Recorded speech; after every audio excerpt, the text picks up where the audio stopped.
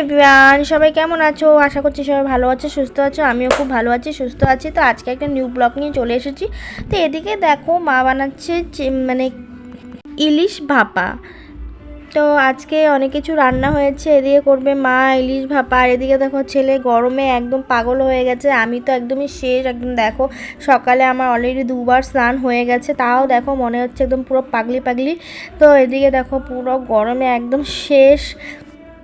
আর আজকের আমাদের দুপুরের মেনুতে আছে বড়া, তারপরে শাক, আলু ভাজা।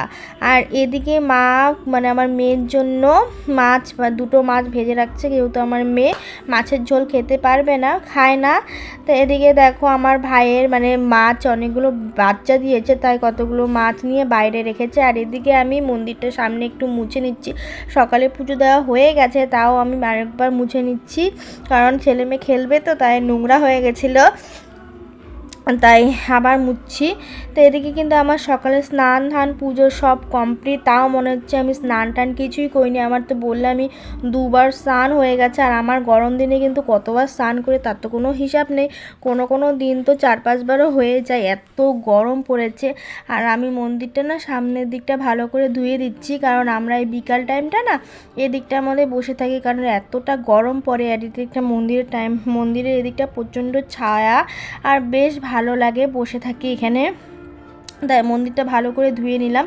তারপর এখন আমি ফুল উঠাবো, কারণ আমাদের তো পুজো দেওয়া হয়ে গেছে। তাও আমি মানে ফুলের যেগুলো করে থাকে না, সেগুলো আমি আগের দিন উঠিয়ে রাখি, কারণ প্রচণ্ড মানে এসে কোনো ফুল নিয়ে যায়। তো আমাদের পরে নিজের ফুল থাকে না পুজো দেওয়ার, তাই আমি আগের দিন যেগুলো করি হয় না, সেগুলো আমি উঠিয়ে রাখি। তো এদিকে দেখো আমি উঠিয়ে রাখছিলাম, আর মনে হচ্ছে বৃষ্টি আসবে, দেখলেই মনে হচ্ছে। প্রচণ্ড হাওয়াও দিয়েছে, আর মেঘ ডাকছে প্রচণ্ড। আর এদিকে না আমি ফুল উঠাচ্ছি, কে যে আমাকে কখন ভিডিও করেছিল আমার ছেলে, আমি বুঝতেই পাইনি। তো এদিকে দেখো আমি ফুল উঠাচ্ছিলাম। তো এদিকে ফুল মানে উঠানো হয়ে গেছে, তো কয়েকটা করেছিল সেগুলোই উঠাচ্ছিলাম। আর প্রচণ্ড হাওয়াও দিয়েছিল, তাই ভালো লাগছিল। তো আমার মেয়ে সাইড দিয়ে বলছিল মাম্মা আমাকে 2টো ফুল উঠিয়ে দাও, তাই ওকে বলছিলাম দাঁড়াও আমি দিচ্ছি। তো এদিকে দেখো আমার মা রান্না করছে, ইলিশ ভাপা হয়ে গেছে প্রায়। তো গরম জলের মধ্যে বসিয়ে তো উপরে একটা শিলনোড়া দিয়ে দিয়েছে, তাতে তাড়াতাড়ি যেন হয়ে। আর এটা কিন্তু দিলে বেশ খেতেও কিন্তু হেভি লাগে এইভাবে বানালে। আর এটা হলো আমাদের গাছের লেবু, জাস্ট পেরে নিয়ে আসলাম। তো আজকের মতন ব্লগটা এখানেই শেষ করছি, দেখা হচ্ছে নেক্সট কোনো ব্লগে।